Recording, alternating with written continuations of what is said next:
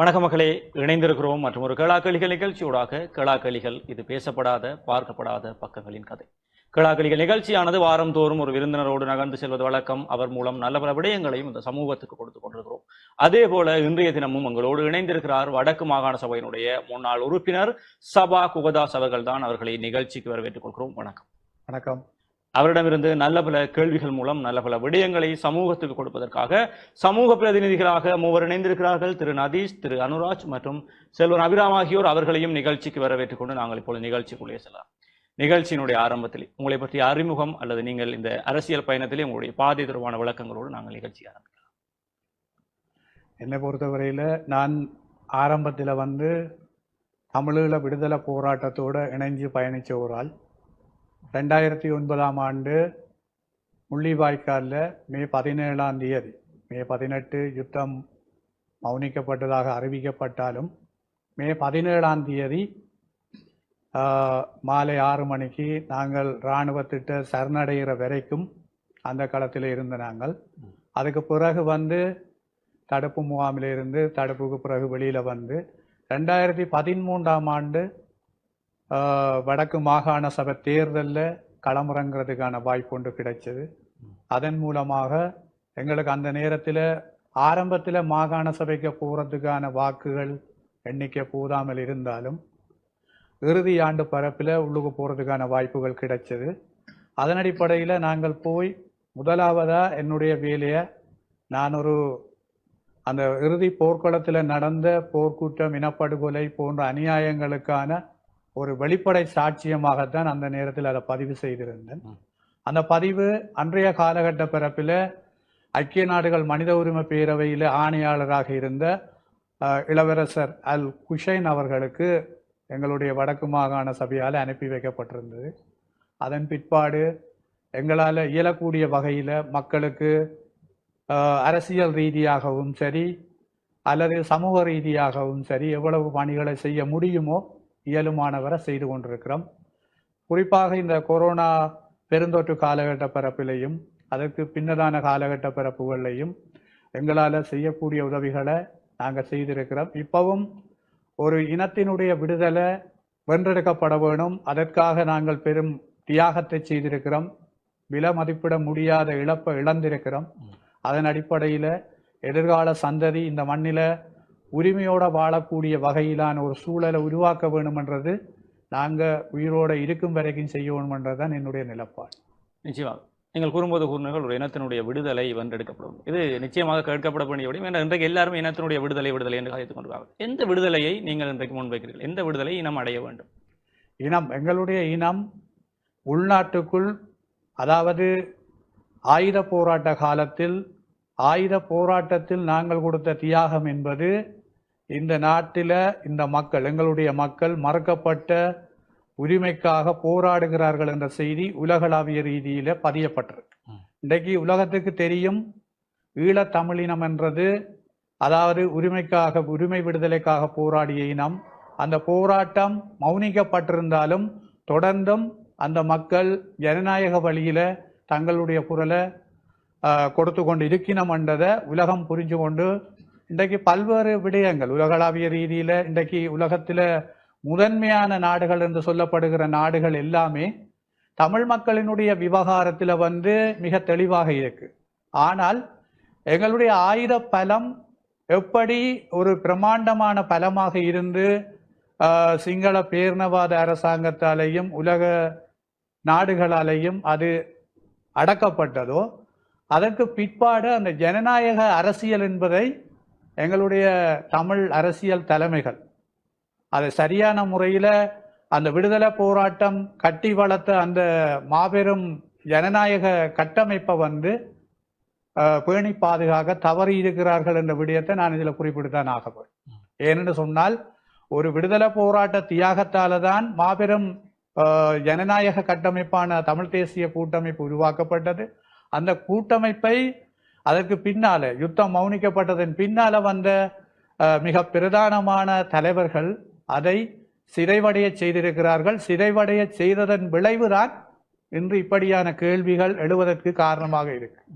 உங்களைப் போல இளைஞர்கள் பலர் அப்படியான கேள்விகள் கேட்பதை நாங்கள் காணக்கூடியதாக இருக்கிறது. விடுதலை, இன விடுதலை என்று சொல்கிறீர்கள், அது என்ன? இன விடுதலை என்று சொல்லுவது, நாங்கள் எங்களுடைய மறுக்கப்பட்ட உரிமைக்காகத்தான் தொடர்ந்து போராடுகிறோம். நாங்கள் இந்த நாட்டில் ஒரு தேசிய இனம், அதாவது 1833ஆம் ஆண்டு பிரித்தானியர்களால் கோல்ப்ரூக் அரசியல் ஜாப்பு கொண்டு வருவதற்கு முதல் இந்த நாட்டில் சிங்களவர்கள் ஒரு தனியான ஒரு தேசிய இனமாகவும், தமிழர்கள் ஒரு தனியான தேசிய இனமாகவும், தனியான ராச்சியங்களை கொண்டும் வாழ்ந்து கொண்டிருந்தார்கள். துரதிர்ஷ்டவசமாக இந்த பிரித்தானியர்கள் கொண்டு வந்த இந்த ஒற்றையாட்சி அரசியலமைப்பு தான் இன்றைக்கு எங்களுடைய அந்த உரிமை மறுப்பு என்பதை தொடர்ந்தும் நாங்கள் போராடக்கூடிய சூழலுக்குள் வைத்துக் கொண்டிருக்கிறது. இப்படி இருக்கும் பொழுது நீங்கள் இறுதி யுத்தத்தினுடைய இறுதி தருணங்கள் வரைக்கும் களத்தில் இருந்திருக்கிறோம் என்று. இறுதி யுத்தத்திலேயே இறுதி காலங்களில் இருந்தவர்கள் அதற்கு பிறகு தங்களை தாங்களே மௌனித்துக் கொண்டார்கள். பலர் வழியிலே தெரிவதாக தெரியவில்லை. இன்னும் பலர் இன்றைக்கு வன்னி வீதிகளில் எங்கும் கைகள் கால்களிலிருந்து அனாதரவாக நின்று கொண்டார்கள். அப்படி இருக்கும் பொழுது ஆயுத போராட்டம் மௌனிக்கப்பட்ட பிறகு இந்த அரசியலுக்குள் நுழைய வேண்டும் என்ற எண்ணம் அப்படி உருவாகியது. அரசியலுக்குள் நான் விரும்பி நுழைய வேண்டும் என்ற எண்ணப்போக்கு எனக்கு இருந்தது இல்லை. நான் இந்த அதாவது இராணுவ தடுப்பிலிருந்து வந்ததன் பிற்பாடு மீண்டும் பல அதாவது அசௌகரியங்களை நான் எதிர்நோக்க வேண்டி இருந்தது. அந்த காலகட்ட பரப்பில் தான் எனக்கு அதாவது ஆரம்ப காலங்களில் இருந்து விடுதலை போராட்ட காலத்திலிருந்து நெருக்கமாக இருந்த ஒரு அரசியல் தலைவர், பிரபல சட்டத்தரணி ஸ்ரீகாந்த் ஐயா அவர்களால் தான் இந்த தேர்தல் அரசியலுக்குள் நான் கொண்டு வரப்பட்டேன். அது என்னுடைய விருப்பம் அல்ல. அது அவர் இந்த களத்துக்குள் நீர் கட்டாயம் வர வேண்டும் என்று கொண்டு வந்ததன் மூலமாகத்தான் எனக்கு அந்த சந்தர்ப்பம் கிடைத்தது. ஆகவே அந்த சந்தர்ப்பத்திலும் அதன் பிற்பாடு நான் பல நெருக்கடிகளை சந்திருக்கிறேன். கிட்டத்தட்ட 2 தடவைகள் அதாவது 3ஆம் மாடிக்கு அழைக்கப்பட்டிருக்கிறேன் பயங்கரவாத தடுப்பு பிரிவுக்கு. அதன் பிற்பாடு பல்வேறு தற்போதும் பல அசௌகரியங்கள் இருந்தாலும் அதை களத்தில் நின்றதை விட இந்த அசௌகரியம் என்பது மிக குறைவானது.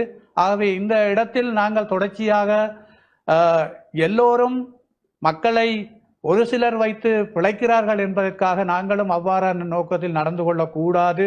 அதே நேரம் எதிர்கால சந்ததிக்கு அதாவது இன ரீதியான உணர்வுள்ளவர்களும் இருக்கிறார்கள் என்ற ஒரு நிலைப்பாட்டை நாங்கள் கடைசி வரை உறுதி செய்ய வேண்டும் என்ற நோக்கத்திற்காகவும் என்னோடு களத்தில் நின்று பல போராளிகள் இருந்திருக்கிறார்கள். உதாரணமாக என்னுடன் களத்தில் நின்ற இசைப்பிரியா கூட, இசைப்பிரியாவினுடைய கணவர் என்னுடன் ஒன்றாக இருந்தவர் ஸ்ரீராம்.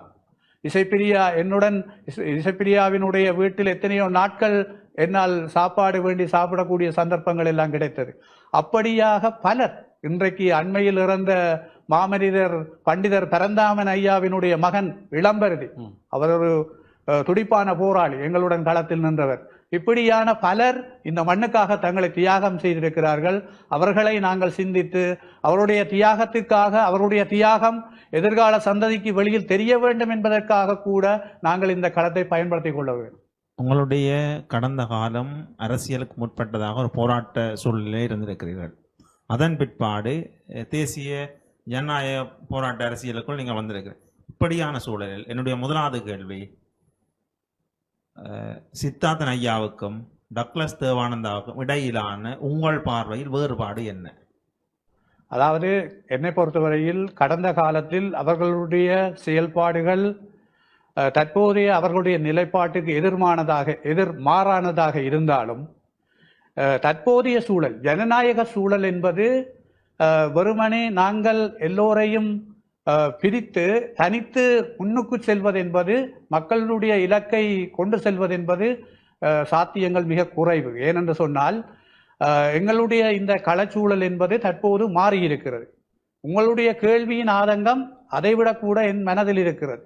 ஆகவே இந்த காலகட்ட பரப்பில் அவர்கள் அந்த நிலையிலிருந்து தாங்கள் மாறி ஒரு ஒற்றுமை நிலைப்பாட்டுக்குள் வருகிற போது, குறிப்பாக என்னை பொறுத்தவரையில் சித்தார்த்தன் அவர்களை பற்றி தான் நான் இதில் கதைக்கிறேன். அதாவது டக்ளஸ் தேவானந்தாவை பற்றி நான் இதில் கதைக்கவில்லை. ஏனென்று சொன்னால் டக்ளஸ் தேவானந்தா யுத்தம் மௌனித்த பிறகும் தொடர்ச்சியாக அரசாங்க தரப்பில் தான் அவர் இருந்து கொண்டிருந்தார். தற்போது வந்திருக்கிற ஆட்சியாளர்கள் அவர் பக்கம் அவரை அணைத்துக் கொள்ளாததன் பக்கம்தான் அவர் வெளியில் நிற்க வேண்டிய ஒரு நிலைப்பாடு இருந்தது. தற்போது அவர் மக்களால் முற்றாக நிராகரிக்கப்பட்டது இருப்பதன் காரணமாக அவர் இந்த அரசாங்கத்துடன் இணைந்து பயணிக்கிற மக்களால் சித்தார்த்தனம் நிராகரிக்கப்பட்டிருக்கிறாரானே. மக்களால் சித்தார்த்தன் நிராகரிக்கப்பட்டிருக்கிறார். அதே நேரம் டக்ளஸ் தேவானந்தாவும் நிராகரிக்கப்பட்டிருக்கிறார். மக்கள் அவர்களை நிராகரித்திருக்கிறார்கள். யுத்தம் மௌனிக்கப்பட்ட பிறகு 2 தடவைகள் சித்தார்த்தனை மக்கள் ஆதரித்திருக்கிறார்கள். டக்ளஸ் தேவானந்தாவை ஆதரித்திருக்கிறார்கள். அவர் ஒரு தனி கட்சியாக ஆதரித்திருக்கிறார்கள் மக்கள், தமிழ் மக்கள். சித்தார்த்தன் ஐயாவை ஒரு கூட்டமைப்பாக ஆதரித்திருக்கிறார்கள். என்னுடைய கேள்வி, அது ஒரு புறம் இருக்கட்டும். உங்களுடைய பார்வை தெளிவு என்பது உங்கள் அரசியல் சார்ந்திருக்கக்கூடிய சில கட்டுப்பாடுகளின் மத்தியிலே இருக்கக்கூடிய நிலையிலே நீங்கள் இருக்கிறீர்கள். இப்போது தமிழ் தேசிய பேரவைக்குள் சித்தார்த்தன் ஐயா வந்தது போல டக்ளஸ் தேவானந்தாவும் நாளை வருகிறேன் என்று சொன்னால் நீங்கள் அவரை ஏற்றுக்கொள்வீர்களா இல்லையா? தமிழ் தேசிய பேரவை என்பது பல கட்சிகள் இணைந்திருக்கிற ஒரு கூட்டாகத்தான் இருக்கிறது. உங்களுடைய அந்த கூட்டணிக்குள், சங்கு சின்னத்தை கொண்டிருக்கக்கூடிய உங்களுடைய கூட்டணிக்குள் டக்ளஸ் தேவானந்தா வருகிறேன் என்று சொன்னால் நீங்கள் ஏற்றுக்கொள்வீர்களா இல்லையா? என்னை பொறுத்தவரையில் என்னுடைய தனிப்பட்ட நிலைப்பாடு அதை ஏற்றுக்கொள்ள முடியாது. காரணம் அவர்கள் தொடர்ச்சியாக பல செயற்பாடுகளுக்கு அவர்கள் எதிரானவர்களாக இருந்திருக்கிறார்கள். சர்வதேச விசாரணை என்று தமிழ் மக்களை ஒழித்திருக்கக்கூடிய, தமிழ் மக்களை அடக்கி அவர்களை கொலை செய்திருக்கக்கூடிய அமைப்பாக நீங்கள் சொல்லக்கூடிய இந்த டக்ளஸ் தேவானந்தனுடைய அமைப்பை விசாரணைக்கு உட்படுத்த வேண்டும் என்று பல போராட்டங்கள் இடம்பெறுகிற போது சித்தார்த்தன் ஐயா அவருடைய புலட்டமைப்பையும் விசாரணைக்கு உட்படுத்த வேண்டிய நிலை வரும் என்பதை ஏற்றுக்கொள்கிறீர்களா? இருக்கலாம். ஏனென்று சொன்னால் கடந்த காலங்களில் நடந்த ஆணைக்குழுக்கள், கற்றுக்கொண்ட பாடங்கள் மற்றும் நல்லிணக்க ஆணைக்குழு, பர்ணகம ஆணைக்குழு, உடலகம ஆணைக்குழு போன்ற ஆணைக்குழுக்களில் பாதிக்கப்பட்ட மக்கள் பல செய்திகளை அங்கு பதிவு செய்திருக்கிறார்கள். ஆகவே என்னை பொறுத்தவரையில் குற்றங்கள் யார் செய்தாலும் அது குற்றம்தான். அதில் நாங்கள் கூட்டி சேருவது இல்லை. அதாவது குற்றங்கள் செய்தது என்பது ஒரு புறம் இருக்க, குற்றங்கள் நிரூபிக்கப்பட்டு அது குற்றம் என்று உறுதிப்படுத்தப்படும் வரை நாங்கள் யாரையும் கை நீட்டி குற்றவாளி என்று சொல்ல முடியாது. அப்படித்தான் டக்ளஸ் தேவானந்தாவையும் சொல்ல முடியாது. இல்லை, டக்ளஸ் தேவானந்தா செய்த விடயங்கள் குற்றங்களாக உறுதி செய்யப்பட்டிருக்கிறபடியால் அதை நாங்கள் என்னை பொறுத்தவரையில் என்னுடைய தனிப்பட்ட நிலைப்பாடு நான் ஏற்றுக்கொள்ள முடியாது. அப்படி என்று சொன்னால் 2009 யுத்தம் மௌனித்த பிற்பாடு வவுனியாவிலே மஹிந்த ராஜபக்சனுடைய தேர்தல் பிரச்சாரத்திலே ஒரே மேடையில் ஏறி மஹிந்த ராஜபக்சவுக்கு ஆதரவாக குரல் கொடுத்திருக்கக்கூடியவர் சித்தார்த்தன். அப்படிப்பட்டவர் எப்படி அரசியல் என்பது ஒரு சாணக்கியம். அதாவது விடுதலை புலிகள் போராடி கொண்டிருக்கிற போது, அதாவது சந்திரிகாவை ஒரு சமாதான தேவதையாக மக்கள் மத்தியில் காட்டி அந்த சந்திரிகா அரச அரியணையில் ஏறுவதற்கெல்லாம் மிக பெரும் பல சக்தியாக இருந்தது விடுதலை புலிகள். அது மாத்திரமல்ல, அதற்கு முதல் இந்த பிரேமதாசாவுடன் விடுதலை புலிகளினுடைய அரசியல் உறவு என்பது மிக வித்தியாசமாக இருந்தது. இறுதியில் பிரேமதாசாவினுடைய நடவடிக்கைகள் மாறுகிற போதுதான் விடுதலை புலிகளினுடைய நடவடிக்கைகளும் மாறிக்கொண்டது. அரசியல் ரீதியாக சில அணுகுமுறைகளை நாங்கள் வெல்ல வேண்டுமாக இருந்தால் சில இடங்களில் தந்திரோபாய நகர்வுகளை செய்யத்தான் வேண்டும். ஆகவே விடுதலை புலிகள், அதாவது நான் நினைக்கிறேன் எல்லா அரசுகளுடனும் அவர்கள் அவ்வப்போது சமாதான உடன்படிக்கைகளை செய்திருக்கிறார்கள், பேச்சுவார்த்தைகளை நடத்தி இருக்கிறார்கள், பல முன்னகர்வுகளை செய்திருக்கிறார்கள். ஏனென்று சொன்னால் அரசியல் முன்னகர்வு என்பது மக்கள் எதிர்பார்ப்பது வெறுமனே போராட்டம் அல்ல. ஏதாவது ஒரு அரசியல் முன்னகர்வை செய்ய வேண்டும் என்பதும் மக்களுடைய எதிர்பார்ப்பு. அதன் அடிப்படையில் விடுதலை புலிகளும் பல இடங்களில் பேசக்கூடாதவர்களுடனும் பேசியிருக்கிறார்கள். ஆகவே இந்த செயற்பாடு என்பது தற்போதைய கள சூழலில் என்னை பொறுத்தவரையில் அவர்கள் செய்வது குற்றமாக, முற்றுமுழுதாக குற்றமாக நிரூபிக்கப்படுமாக இருந்தால் அது நிச்சயமாக அந்த கூட்டத்துக்கு அவர்கள் தண்டனை பெற்றுக் கொள்ள. இன்னொரு கேள்வி ஒன்று எழுகின்றது. விடுதலை புலிகளை உதாரணமாக வைத்து கூறுகிறீர்கள் ஒப்பந்தங்கள். விடுதலை புலிகள் செய்திருக்கக்கூடிய ஒப்பந்தங்கள், விடுதலை புலிகள் அமைப்பும் இன்றைக்கு நீங்கள் உருவாக்கி இருக்கக்கூடிய இந்த அரசியல் கட்சிகளும் ஒன்றா? இல்லை, அந்த விடுதலை புலிகளினுடைய கள சூழல் என்பது வேறு, தற்போது இருக்கிற கள சூழல் என்பது வேறு. விடுதலை புலிகள் ஆயுத பலத்தை வைத்துத்தான் அந்த செயற்பாடுகளை செய்தார்கள். தற்போது இருப்பவர்களால் மக்களினுடைய ஜனநாயக பலத்தை வைத்துதான் செய்ய முடியுமே தவிர மக்களுடைய ஜனநாயக பலம் இல்லாமல் அவர்களால் செய்ய முடியாது. அப்படி என்று சொன்னால் ஈழமக்கள் ஜனநாயக கட்சியினுடைய தலைமையை விட்டு அதில் இருக்கக்கூடிய ஏனைய உறுப்பினர்கள் ஒரு அமைப்பாக எதிர்காலத்திலே ஒன்றாகி உங்களுடைய கூட்டுக்குள் வந்தாலும் ஏற்றுக்கொள்வீர்களா? இல்லை, அது அந்த நேரங்களில் அந்த அமைப்பு எப்படி வரப்போகிறது, அது எப்படி நடக்கப் போகிறது என்பதை நாங்கள் சாத்திரக்காரர் போல எதிர்வு கூற முடியாது தானே. சந்திரகுமாருடைய இணைவு சந்திரகுமாருடைய உணர்வு, சந்திரகுமார் நீண்ட காலமாக அதிலிருந்து பிரிவடைந்து அவர் ஒரு கட்சியை உருவாக்கி அதன் மூலமாக வந்திருக்கிறார். அவர் அந்த எங்களுடைய இந்த அணி சார்ந்த நிலைப்பாடுகளை ஏற்றுக்கொண்டு கையொப்பமிட்டிருக்கிறார். ஆகவே நாங்கள் ஒரு தொடர்ச்சியாக அவர்களை புறந்தள்ளி கொண்டு மக்களினுடைய திரட்சியான ஒற்றுமையை உருவாக்க முடியாது. அதுதான் இங்க இருக்கிற மக்கள் ஜனநாயக கட்சிக்கும் ஒரு வாக்கு வங்கி இருக்கிறது, ஒரு மக்கள் ஆதரவு இருக்கிறது. அவர்களை இணைத்தால் அவங்களுடைய கூட்டு பலமாகும் என்பதை ஏற்றுக்கொள்கிறீர்களா? இல்லை, அவர்கள் அந்த கூட்டு சேரக்கூடிய சூழ்நிலையை உருவாக்க தவறி இருக்கிறார்கள் என்றுதான் நான் சொல்லுவேன். எதிர்காலத்தில் சேர்ந்தால் அது எதிர்காலத்தில் நான் நினைக்கிறேன் அது மிக சாத்தியங்கள் குறைவாகத்தான் இருக்கும். என்னுடைய கேள்வி என்ன அப்படின்னு சொன்னால், தற்பொழுது சமூக வலைத்தளங்களிலாக இருக்கட்டும், தமிழ் மக்களிடத்திலாக இருக்கட்டும், ஒரு கேள்வி ஒன்று எழுந்திருக்கிறது. என்ன அப்படின்னு சொன்னால், செம்மணியில் இருக்கக்கூடிய மனித புதைகுழி இதற்கான தீர்வு இந்த அகழ்வின் இறுதியில மக்களுக்கு நியாயமான முறையில் கிடைக்கப்பெறுமா என்று. இல்லை, அதாவது இலங்கை தீவுக்குள் எந்த ஆட்சியாளர்கள் வந்தாலும் பாதிக்கப்பட்ட மக்களுக்கு நியாயமான தீர்வு இல்லை. அதனால்தான் பாதிக்கப்பட்ட மக்கள் சர்வதேச நீதி கோரி நிற்கிறார்கள். இந்த அரசாங்கம் கூட அண்மையில் இந்த பாராளுமன்றத்தில் நீதி அமைச்சர் அதாவது அசோக கர்ஷன நாணயக்கார சொல்லியிருக்கிறார் என்னென்றால், வடக்கில இந்த புதைகுழி என்ற விவகாரம் வதந்தி என்று. ஆகவே அதே சொல்வது இவர்களால் நீதி கிடைக்க போறதில்லை என்று. பாதிக்கப்பட்ட தரப்புக்கு உள்நாட்டில நீதி இல்லைன்றதுக்கு இந்த அரசாங்கம் இன்னும் ஒரு இதுக்கு முதல், அதாவது வெளிவிவகார அமைச்சராக இருக்கிற, அதாவது கனடாவில ஒரு இனப்படுகொலை தூவி அமைக்கப்பட்ட உடனே என்ன நடந்தது? இந்த அரசாங்கம் தொங்கி எழும்பிச்சுது. ஆரம்பத்தில் இவர்கள் வந்த உடனே சொல்லிச்சினம், அன்றகுமார் அரசாங்கம் சொல்லிச்சுது, நாங்கள் உள்ளக பொறிமுறை மூலமாக பாதிக்கப்பட்ட மக்களுக்கு நீதி கொடுக்க போறோம். கனடாவில் ஒரு இனப்படுகொலை தூவி எழுப்பப்பட்ட உடனே, ஓபன் பண்ணப்பட்ட உடனே வெளிவிவகார அமைச்சர் சொன்னார், அதாவது விஜித கேரத் சொன்னார் என்னன்னு சொன்னால், இதெல்லாம் கற்பனை கதை, இனப்படுகொலை போர்க்கூட்டம் எல்லாம் கற்பனை கதை, அப்படி ஒன்றும் நடக்க இல்லை. அப்ப இதன் மூலமா ஒன்று தெளிவா தெரியுது, எந்த ஆட்சியாளர் வந்தாலும் இலங்கை தீவுக்குள்ள நீதி கிடைக்க போறதில்லை. ஆனால் நீங்கள் கேட்ட இந்த செம்மணி படுகொலை விவகாரத்தில் இராணுவ சிப்பாய்கள் பலர் அதுக்கு சாட்சியமாக இருக்கிறார்கள். ஆகவே இது தோண்டப்பட்ட விவகாரம் இப்ப மீள ஏனைய இடங்கள்ல அகலப்பட்டு கொண்டிருக்கிறதால அதுல மிச்சம் அதாவது எலும்புக்கூடுகள் கிடைக்க பெற்றுக் கொண்டிருக்கு. இது தொடர்பான வழக்கொன்றிருந்து அந்த வழக்கில கைது செய்யப்பட்ட எல்லாரையும் இந்த யாழ்ப்பாணத்திலிருந்து நீதிமன்ற வழக்க கொழும்புக்கு மாற்றி சந்திரிகா அரசாங்க காலத்துல அவங்களுக்கு எல்லாம் பணம் கொடுத்து வெளியில விட்டுட்டாங்க. அதுவே எங்களுக்கு தெளிவா சொல்லுது, இங்க நீதி இல்லையன்று. ஆகவே என்ன பொறுத்தவரையில பாதிக்கப்பட்ட தமிழர் தரப்பு, பாதிக்கப்பட்ட மக்கள் யாருக்கும் இந்த உள்நாட்டில இந்த அரசாங்கத்தால நீதி இல்லை. அது அரசாங்கத்தினால் மாத்திரம் இந்தியில தமிழர் தரப்பு அரசியல் கட்சியால் கூட இன்றைய மக்களுக்கு நீதி கிடைப்பதற்கான வாய்ப்புகள் குறைவாகத்தான் இருக்கு. அது தேர்தலுக்கு தேர்தல் தமிழர் தரப்பு அரசியல் கட்சி நீதி கொடுக்க இயலாது. ஏனென்றா அது பாதிக்கப்பட்ட தரப்பின் தரப்பா தமிழர் தரப்பு இருக்கிறதால அவை நீதி கொடுக்கல. இது இந்த பாதிப்பை ஏற்படுத்தின தரப்பு சிங்கள ஆட்சியா. இது நான் மனித புதைகுழி நீதி அல்லது உரிமை நீதியை பற்றி சொல்லவில்லை. நீங்கள் முந்தைய தேர்தலிலே உங்களுக்குள் விமர்சிக்கிறீர்கள், அவர் இன துரோகி, நாங்கள் இனத்தின் புனிதமானவர்கள், அவர் இனத்தை அழித்தவர், நாங்கள் இனத்தை கட்டியெழுப்பவர். அடுத்த தேர்தல் முடிந்தவுடன் மக்களின் வாக்குகளை பெற்றவுடன் நீங்கள் எல்லாரும் ஒன்றாக சேர்ந்து புனிதர்களாகிறார். இது மக்களுக்கு இழைக்கக்கூடிய அநியாயம் அல்ல. உங்களை நம்பி வாக்களித்திருக்கக்கூடியவர்களுக்கு இந்த கட்சிகள் இழைக்கக்கூடிய மிகப்பெரிய அநியாயம் இல்லை. அதில் தவறு இருக்கு. நீங்கள் கூறுகிற அந்த விடயத்தில் ஒரு சில இடங்களில் தவறு இருக்கிறது, இல்லை என்று நாங்கள் சொல்ல முடியாது. ஆனால் அந்த இடத்தில் அந்த பிரதிநிதிகள் தான் அந்த முடிவை எடுக்கிறார்கள். மக்களால் தெரிவு செய்யப்பட்ட பிரதிநிதிகள் தான் அந்த முடிவை எடுக்கிறார்கள்.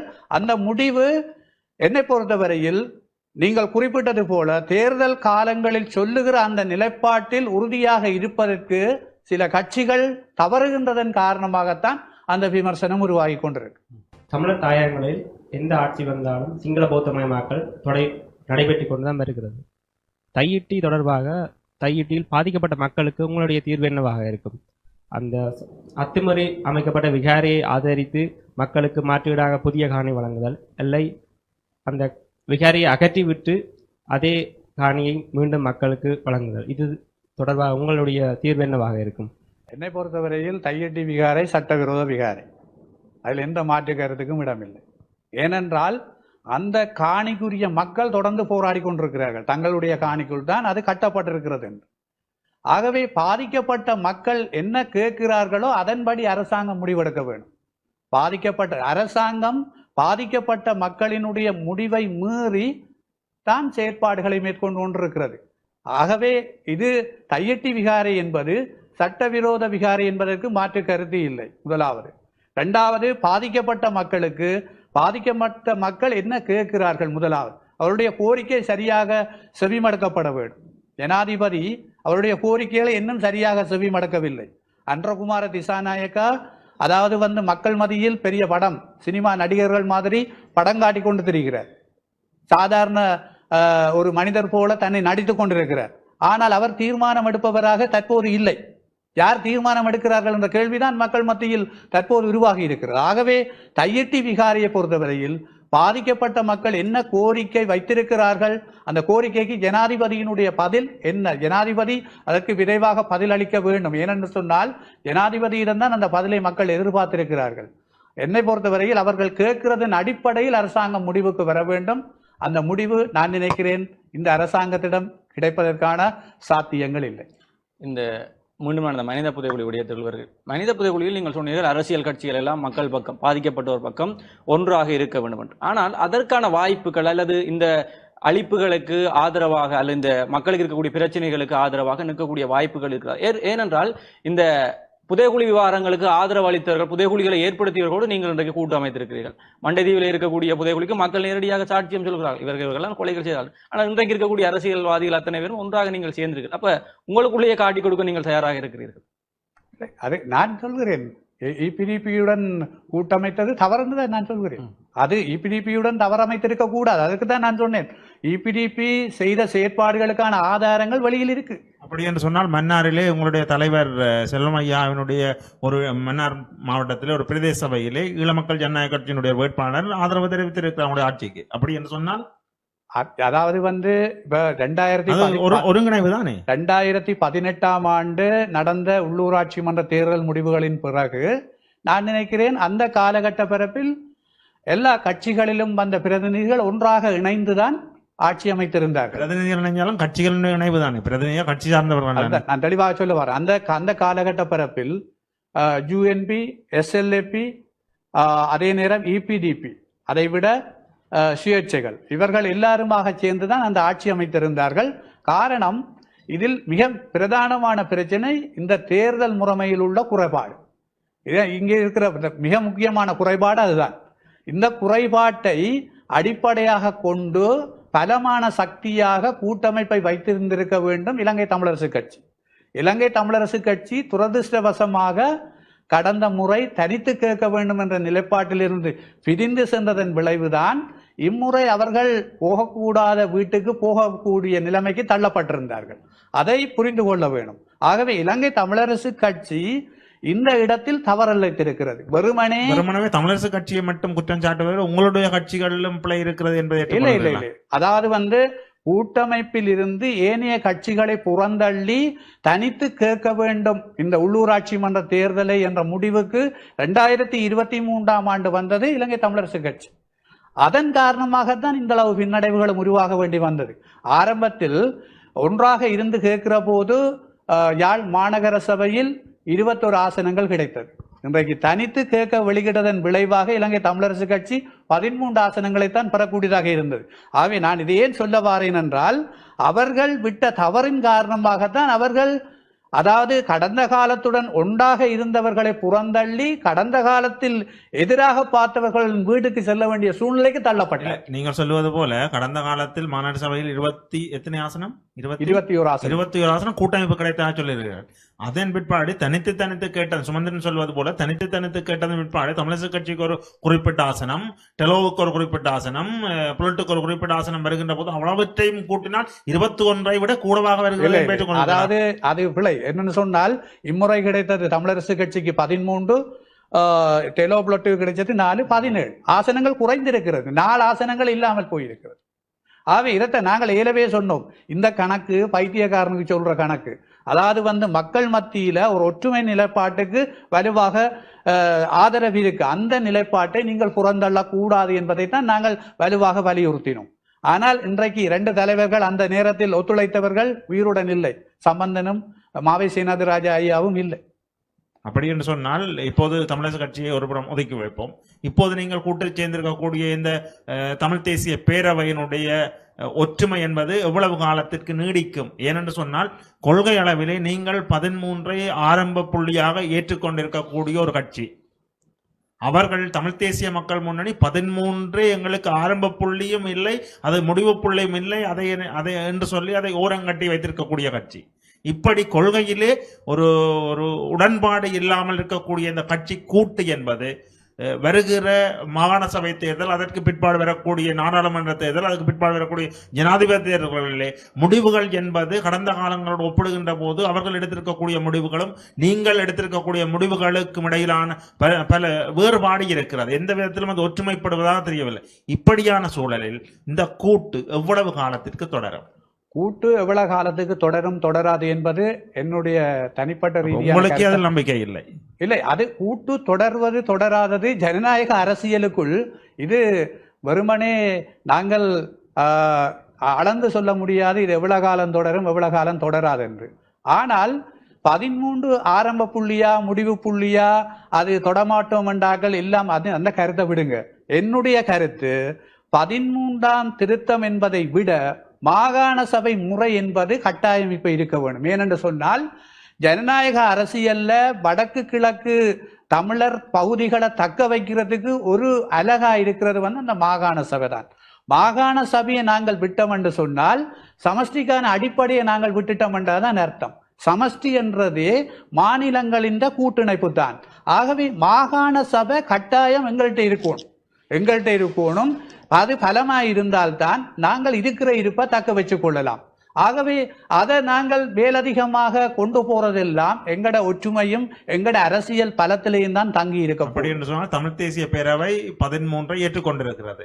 இல்லை, மாகாண சபை தேர்தலை எல்லோரும் கேட்க வருகிறார்கள் என்றால் 13 ஏற்றுக்கொண்டுதான் கேட்க சொன்னால் தமிழ் தேசிய மக்கள் முன்னணியும் மாகாண சபை தேர்தலில் வேட்புமனு தாக்கல் செய்தால் அவர்களும் அதை ஏற்றுக்கொள்கிறார்கள். கட்டாயம். அதாவது அப்படி என்றால் அவர்கள் 13 ஏற்றுவிட்டார்கள். 13 ஏற்றுவிட்டார்கள் என்ற அல்ல, மாகாண சபை தேர்தலுக்கு வந்திருக்கிறார்கள். மாகாண சபை தேர்தலுக்கு என்னை பொறுத்தவரையில் இந்த வீரவசனங்கள் உங்களை சொல்லவில்லை, வீரவசனம் பேசுகிறவர்களை நான் சொல்கிறேன்.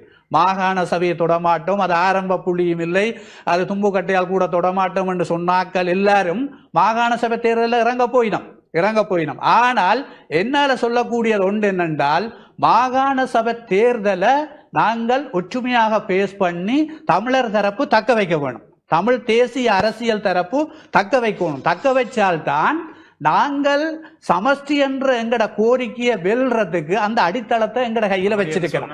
இப்ப தமிழ் தேசிய பேரவனுடைய முதலமைச்சராக ஒரு தும்புக்கட்டை வைப்போம் சொன்னால் தும்புக்கட்டை வேட்பாளர் யாராக இருக்க முடியும்? இல்ல, அதற்கு சொன்னாட்டதான் நீங்கள் என்னென்று சொன்னால், அதாவது தமிழ் தேசிய மக்கள் பேரவையினுடைய தலைவர், தமிழ் தேசிய பேரவையினுடைய தலைவர் யார்?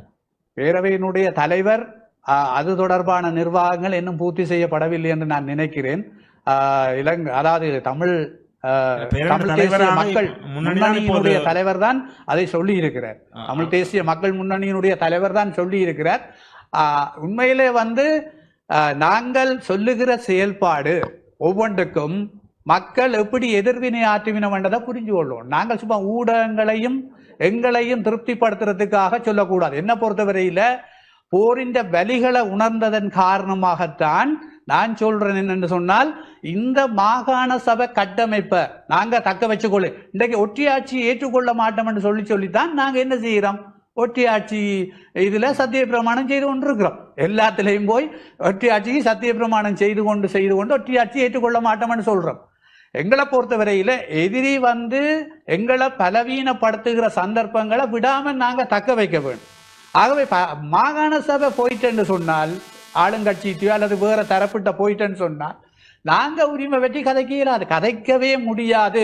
அதை நான் இதுல உறுதியா பதிவு செய்யறேன். உங்களோட நிகழ்ச்சியில மாகாண சபை தேர்தல்ல கடந்த காலத்தில் என்ன கதைச்சாலும் எல்லாரும் அது எல்லாத்தையும் விட்டு ஒற்றுமையா நில்லுங்கோ, ஒற்றுமையா அந்த மாகாண சபை எங்கட கைக்குள்ளே எடுத்துக்கொண்டு நாங்கள் இந்த ஒற்றியாட்சி அரசியலுக்குள்ளால் எப்படி ஒரு சமஷ்டி அரசியலை பெற்றுக்கொள்ளலாம், சர்வதேச நாடுகளோட இணைஞ்சு என்றதை நாங்க ஒற்றுமையா அரசியல் சாணக்கியத்தோட பயணிக்க வேணுமே ஒழிய நாங்க வெறுமனே அதாவது வீரவசனங்கள் பேசுறதாலே எங்களுக்கு எந்த விதமான பிரயோசனமும் இல்லை. ஊடகங்கள்லையும் கட்சி வட்டத்துக்குள்ளேயும் கிராம மட்டத்திலையும் போய் வீரவசனம் பேசி பிரயோசனம் இல்லை.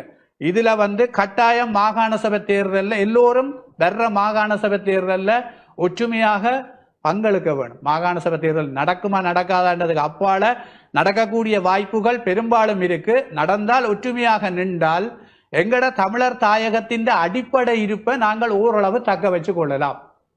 இந்த ஒற்றுமை என்று வரும் பொழுதுதான் உள்ளூராட்சி சபை தேர்தலும் இதைத்தான் மக்களுக்கு கூறுங்கள். இதே வீரவசனங்கள் தான் ஒற்றுமையாக செயற்படும். மக்கள் உங்களுக்கு பாராளுமன்ற தேர்தலை தாண்டி உள்ளூராட்சியிலே நல்ல ஒரு முடிவை கொடுத்திருந்தார்கள். ஆனால் அதே முடிவை நீங்கள் இப்பொழுது இன்றைக்கு நீங்கள் பட்டுக்கக்கூடிய ஒற்றுமையை தேர்தலுக்கு முதல் உள்ளூராட்சி சபை தேர்தலுக்கு முதல் நீங்கள் இந்த ஒற்றுமை தமிழ் பேரவை உருவாக்கியிருந்தால் மக்களுக்கு இன்னும் ஒரு ஆதரவு கிடைத்திருக்கும், அல்லது மக்கள் உங்கள் மீது ஒரு சந்தேக பார்வையை குறைத்திருப்பார். இன்றைக்கு நீங்கள் மீண்டும் கதிரைகளுக்காக கட்சியினுடைய பேரவையினுடைய தலைவர் யார் என்று தெரியவில்லை, பேரவை என்ன கொள்கையிலே போப்பு தெரியவில்லை, யாரை சேர்க்கிறோம் என்று தெரியவில்லை, ஆனால் பேரவையாக இருக்கிறீர்கள். இது எத்தனை காலத்துக்கு போக போகிறது என்றால் அதுக்கும் விடையாக இல்லை. அப்போ மக்கள் மத்தியில் எப்படியான குழப்பமான நிலை காணப்படும் போது நீங்கள் கூறக்கூடிய மாகாண சபை தேர்தலில் மீண்டும் தமிழ் கட்சிகளுக்கு மக்கள் ஆதரவளிப்பார்கள் என்ற எண்ணம் சாத்தியமாகுமா? நீங்க குறிப்பிட்ட பல விடயங்கள் ஏற்றுக்கொள்ளக்கூடிய விடயங்கள்.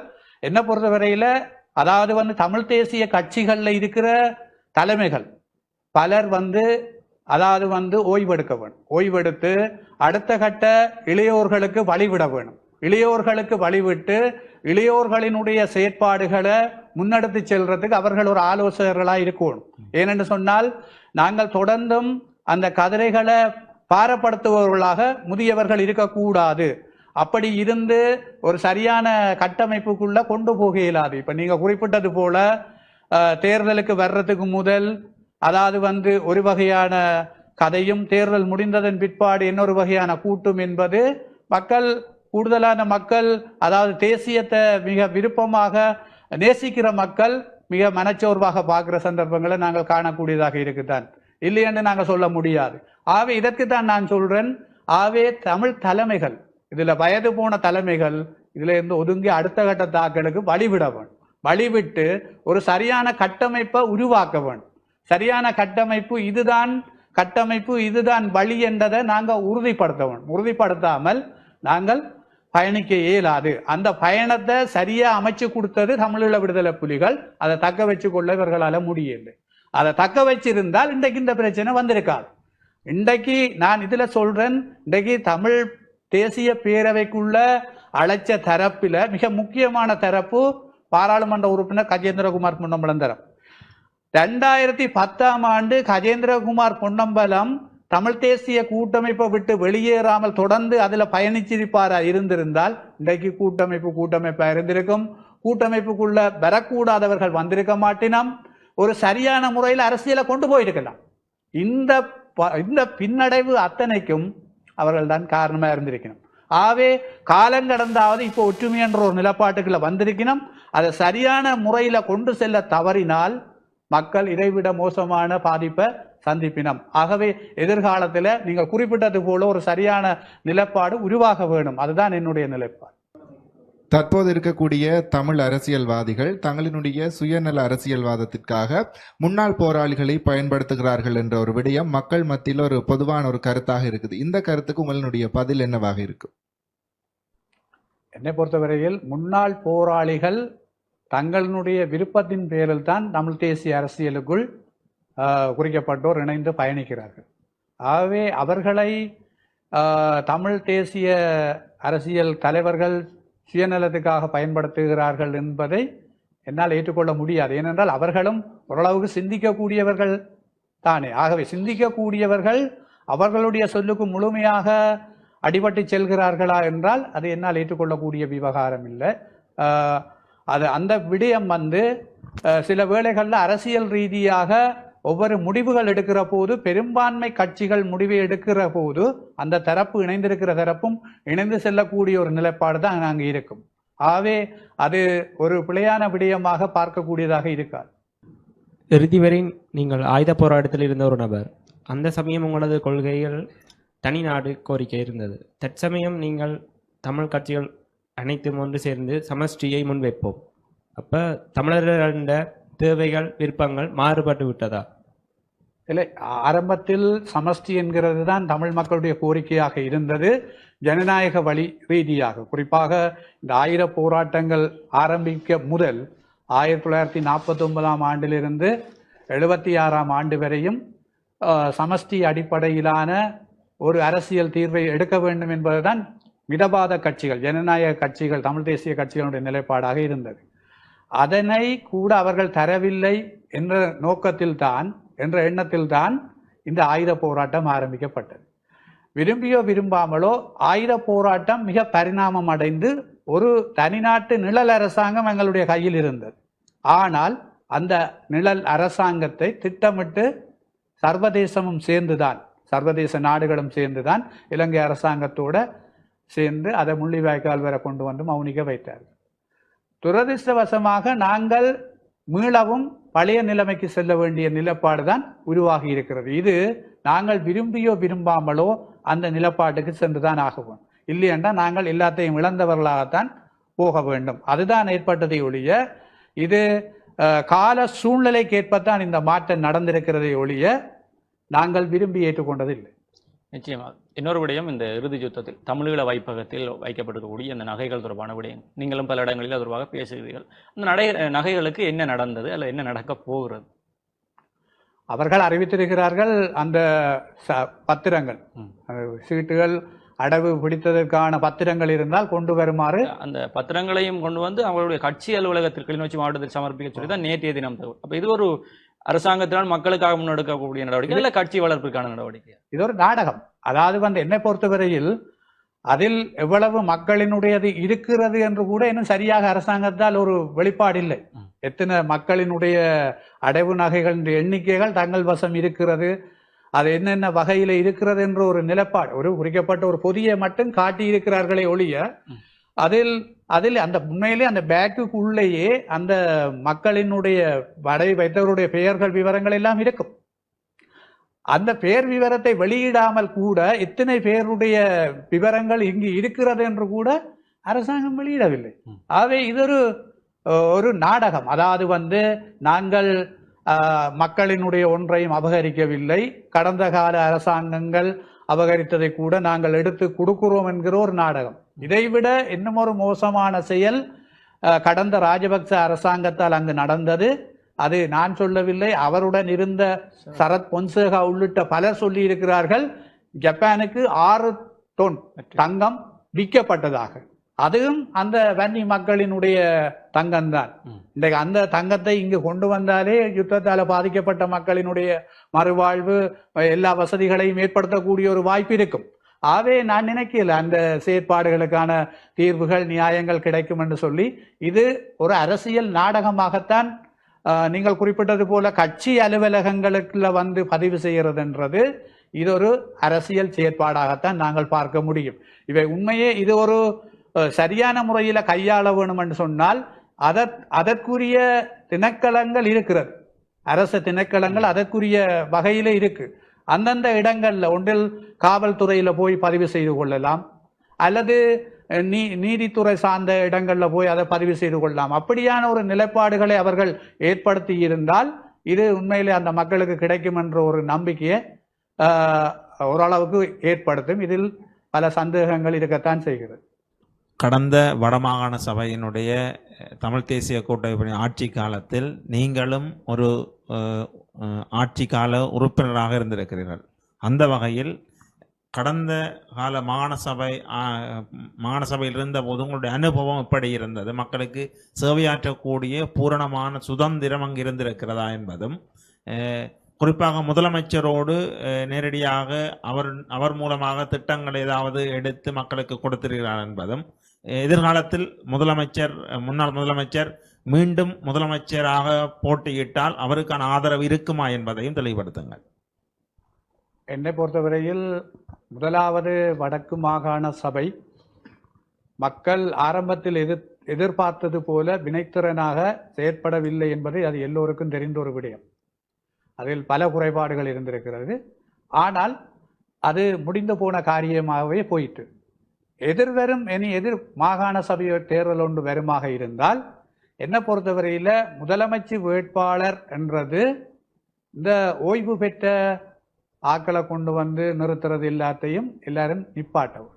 ஏனென்று சொன்னால் அரசாங்கம் ஓய்வு கொடுக்கிறதே அவர்கள் ஓய்வில் போய் வீட்டை இருக்கட்டும், அவர்களால் பிசிக்கலாக உடல் ரீதியாக அவர்களால் செயற்பட முடியாது என்று அப்படி தெரியும். என்று சொன்னால் எதிர்காலத்தில் வரக்கூடிய முதலமைச்சர் வேட்பாளரும் ஒரு நீதிபதி ஐயாவினுடைய பெயர் அதிகமாக அடிபடுகிறது. அவரும் ஒரு ஓய்வு பெற்றவர். அப்ப அவரையும் நிராகரிக்க வேண்டும் என்று சொல்லுகிறீர்களா?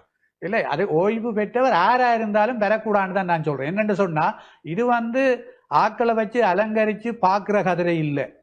இது பாதிக்கப்பட்ட மக்களுக்கு வேலை செய்யக்கூடிய ஒரு ஆளை கொண்டு வரணும். துடிப்புள்ள இளைஞனை போட வேண்டும். என்ன பொறுத்தவரையில விடுதலை போராட்டத்துல பற்றுறுதியா இருந்தவங்க, மக்களை நேசிக்கிறவங்க, இந்த நிர்வாகத்தை பொறுப்பேற்றா பற்றுறுதியோட நேர்மையா செய்யக்கூடியவங்க பலர் இருக்கிறாங்க.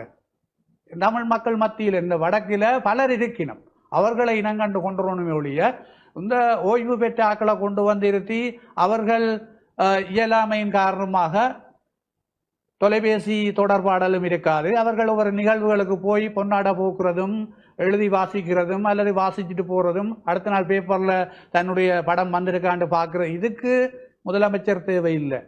இன்றைக்கு என்ன பொறுத்தவரையில ஒரு விடுதலை போராட்டத்துக்கு ஒரு தலைவர் எப்படியாக தன்னை அர்ப்பணித்து செயற்பட்டாரோ, தன்னுடைய குடும்பத்தை கூட இறுதியில தியாகம் செய்தாரோ, இவர்கள் இப்பொழுது குடும்பத்தை தியாகம் செய்ய தேவையில்லை. அந்த பொறுப்பு எடுத்து தியாக மனப்பான்மையோட செய்யக்கூடிய இளம் துடிப்பான ஒரு ஆள் தான் வேணுமே ஒழிய இதுல சும்மா அலங்கரிக்கிறதுக்கு ஆக்கள் வேண்டாம். என்ன பொறுத்தவரையில் அதைத்தான் உறுதியா சொல்லி, இதுதான் பல மக்களினுடைய எதிர்பார்ப்பாகவும் அதுதான் இருக்கு. அதுதான் முக்கியம். அண்மையில் நடைபெற்ற ஜனாதிபதி தேர்தலின் போது சங்கு சின்னத்தை வடபகுதி மக்கள் தேர்ந்தெடுத்தார்கள். அதற்கு பிறகு நடந்த பாராளுமன்ற தேர்தலின் போது ஆளுந்தரப்பை ஆதரித்தார்கள். அண்மையில் நடைபெற்ற உள்ளூராட்சி தேர்தலின் போது தமிழ் கட்சிகளை ஆதரித்தார்கள்.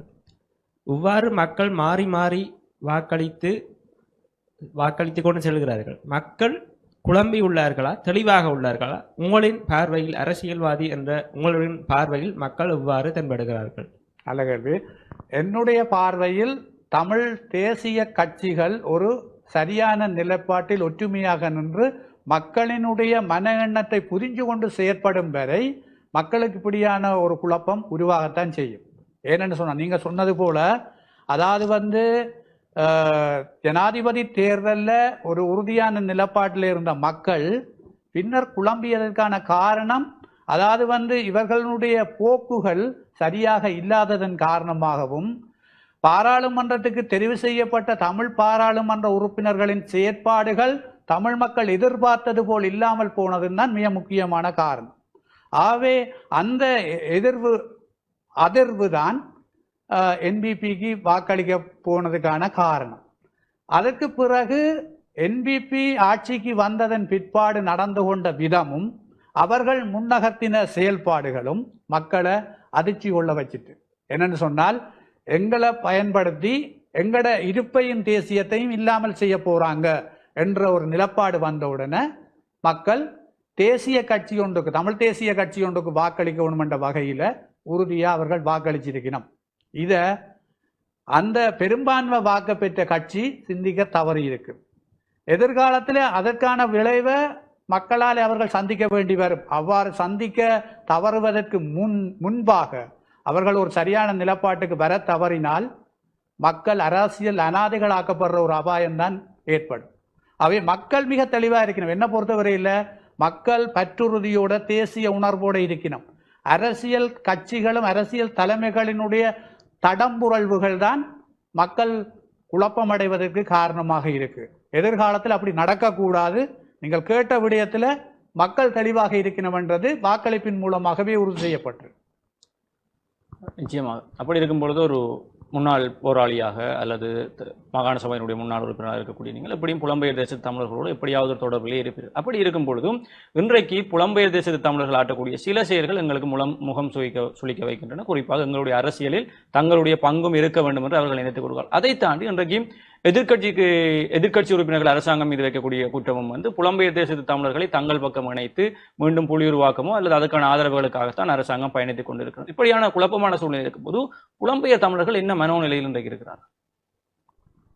புலம்பெயர்ந்த தேசத்தில், அதாவது எப்படி தாயக பகுதியில் ஒரு குறிக்கப்பட்ட குழப்பம் இருக்கிறதோ அதே போல புலம்பெயர்ந்த தேசத்திலேயும் அப்படியான குழப்பம் இருப்பது பல மக்களுக்கு மனவேதனையாக இருக்கு. தாயகத்தில் இருக்கிறார்களுக்கும் வேதனையாகத்தான் இருக்கு. இப்ப நானும் பல வெளிநாட்டு ஊடகங்கள் அந்த விஷயங்களை பதிவு செய்திருக்கிறேன்னு சொன்னா, இப்படியான குழப்பம் தற்போது புலம்பெயர்ந்த தேசத்தில் டயஸ்போரால இருக்கக்கூடாது. டயஸ்போரா உண்மையா ஒரு திரட்சியா பற்றுறுதியா இருந்தால்தான் இங்க இருப்ப, அதாவது பேணிக் கொள்ளக்கூடிய பாதுகாக்கக்கூடியதாக இருக்கும். 2008ஆம் ஆண்டு மாவீரர் தின உரையில தேசிய தலைவர் பிரபாகரன் அவர்கள் மிக தெளிவாக சொல்லியிருந்தார், இந்த போராட்டம் புலம்பெயர்ந்த தேசத்தில் இளையோருடன் கையளிக்கப்படுகிறது. அதிலே ஒரு சரியான உண்மை இருக்கிறது என்னென்றா, இந்த போராட்டம் இங்க முடிவடைகிறது என்றது சொல்லாமல் சொல்லப்பட்டிருக்கு. அதில் ஒன்று. ரெண்டாவது, இனி இந்த போராட்டத்தின் விளைவை முன்னகர்த்த வேண்டிய பொறுப்பு புலம்பெயர்ந்த தேசத்தில் இருக்கிறவரிடம் தான் இருக்கிறது.